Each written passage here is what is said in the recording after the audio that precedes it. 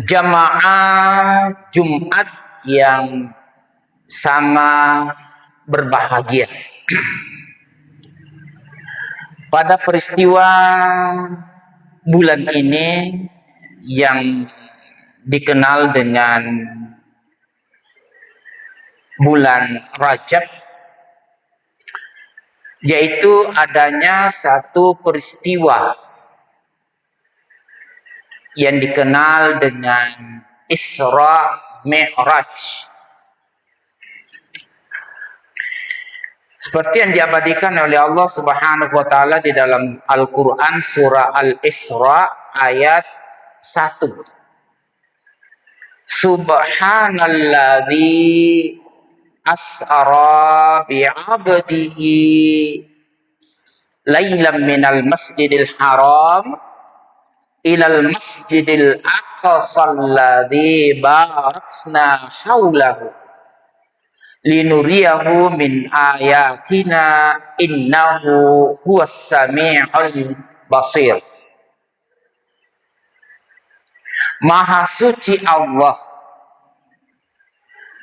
yang telah memperjalankan hambanya, yaitu Nabi Muhammad sallallahu alaihi wasallam, pada waktu malam dari Masjidil Haram ke Masjidil Aqsa yang di sekitarannya terdapat berkah dari Allah Subhanahu wa taala, dan peristiwa itu adalah min ayatina, dari tanda-tanda kekuasaan kami.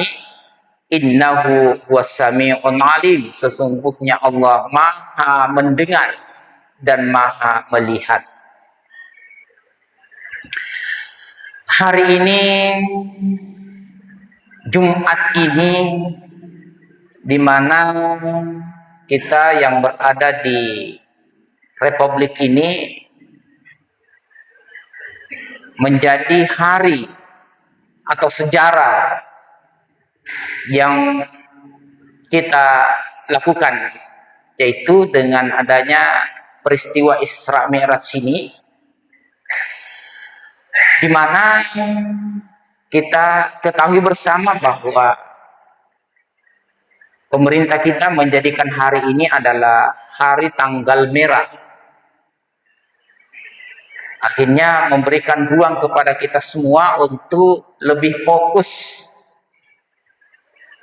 merenungkan peristiwa yang mulia ini, yaitu peristiwa Isra Mi'raj. Insya Allah khatib kali ini mengambil intisari daripada peristiwa Isra Mi'raj.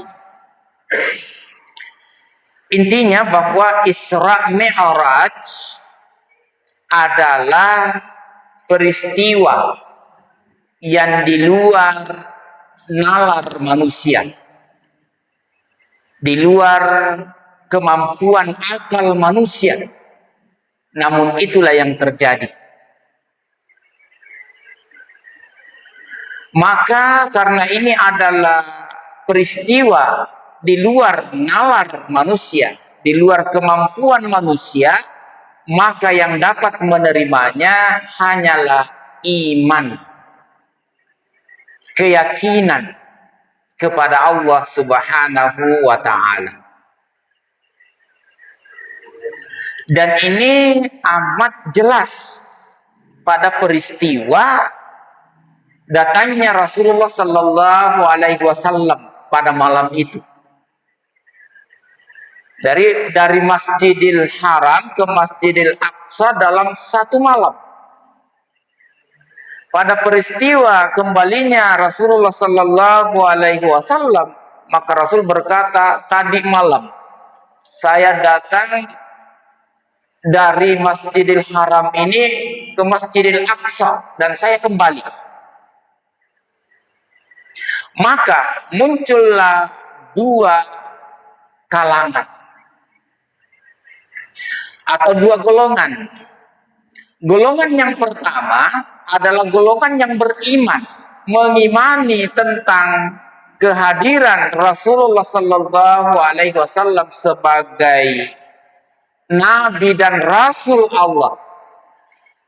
Karena rukun iman itu ada 5, ada 6. Pertama, beriman kepada Allah. Ini sudah dimiliki nih, beriman kepada Allah. Yang kedua, beriman kepada malaikat. Yang ketiga, beriman kepada kitab-kitabnya. Yang keempat, iman kepada rasul. Yang kelima, iman kepada hari akhirat. Dan yang keenam, iman kepada qada dan qadar. Maka diperhadapkanlah dengan keyakinan orang yang beriman pada waktu itu tidak menjadi masalah. Abu Bakar berkata, didatangi, "Wahai Abu Bakar, apakah engkau dapat menerima ungkapan Muhammad yang katanya tadi malam datang dari Masjidil Haram ke Masjidil Aqsa dan kembali pada malam itu juga? Tadi malam juga." Karena Abu Bakar adalah orang yang beriman, yang memiliki kekuatan iman yang kokoh, maka dia menjawab, kalau memang itu benar dari lisannya, lidahnya, ungkapan Muhammad, maka saya percaya. Bahkan lebih dari itu, saya percaya. Nah, itu ungkapan orang yang beriman. Maka yang dapat menerima kejadian Isra Mi'raj itu hanyalah iman. Nah, kita semua ini adalah orang yang beriman kepada Allah Subhanahu wa taala, tentu tidak ragu dengan iman kita kepada Allah Subhanahu wa taala. Golongan yang kedua adalah golongan yang ragu atau golongan yang tidak beriman sepenuhnya kepada Allah Subhanahu wa taala, maka semakin menjadi-jadilah kekafirannya. Tidak masuk akal, nah memang tidak masuk akal. Mana mungkin, nah memang kalau pikiran manusia tidak masuk akal. Akan tetapi kalau iman ya masuk. Lebih dari itu. Dan itulah ungkapan Umar Abu Bakar. Yang sampai dari peristiwa itu maka diberilah gelar Abu Bakar As-Siddiq. Abu Bakar yang pembenar pada waktu itu. Ma'asyiral muslimin, jamaah Jumat yang sama berbahagia. Hubungan antara rukun iman dan rukun Islam, kedua-duanya ini tentu tidak bisa dipisahkan. Kalau rukun iman tadi ada 6, rukun Islam ada 5. Yang pertama, mengucapkan 2 kalimat syahadat. Kedua, mendirikan salat. Nah, inilah peristiwa adanya Isra Mi'raj adalah peristiwa di mana Nabi Muhammad Rasulullah Sallallahu Alaihi Wasallam naik ke langit yang ketujuh untuk menerima perintah salat. Perintah salat. Jadi selaku orang yang beriman, bukan hanya meyakini tentang adanya Allah, iman kepada Rasul, tapi dibuktikan dengan perbuatan, yaitu melaksanakan ibadah salat. Dan salat sangatlah penting bagi kita selaku umat Islam. Nabi Shallallahu Alaihi Wasallam bersabda bahwasanya salat itu imaduddin. As-salatu imaduddin. Salat itu adalah tiangnya agama. Jadi salat adalah kekuatan umat Islam. Kalau kita mau melihat kekuatan umat Islam, lihatlah pada salatnya. Nah, inilah yang menjadi tantangan kita sekarang ini, rapuhnya kita dalam perkara sholat. Kalau di lingkungan kita di sini, masya Allah luar biasa, ada aturan yang mengikat santri kita untuk datang sholat berjamaah. Kalau azan dikumandangkan, ada aturan wajib sholat berjamaah. Tapi bagi yang bebas mau atau tidak, wah di sini punya peran. Dan disinilah tolak ukurnya ujian kita sekarang ini, bagaimana supaya kita, lingkungan kita, generasi kita mau menegakkan sholat. Demikian pula dengan perkara zakat. Yang ketiga zakat. Yang keempat puasa pada bulan Ramadan. Sekarang kita berada di bulan Rajab. Rajab, Sya'ban, Ramadan. Jadi kita sekarang ini berada di bulan Rajab, akan berakhir masuk ke Rajab. Rajab, Ramadan, Sya'ban, Ramadan. Jadi sisa kurang lebih 30 hari lagi atau sebulan lagi kita akan memasuki bulan suci Ramadan. Dan yang kelima sebagai kekuatan kita, perpaduan antara rukun iman dan rukun Islam, yang kelima ini adalah menunaikan haji bagi yang mampu. Jemaah Jumat yang sama berbahagia, dapat kita mengambil kesimpulan bahwasanya peristiwa Isra Mi'raj dapat diterima oleh kita melalui keimanan kita, keyakinan kita kepada Allah Subhanahu wa Ta'ala.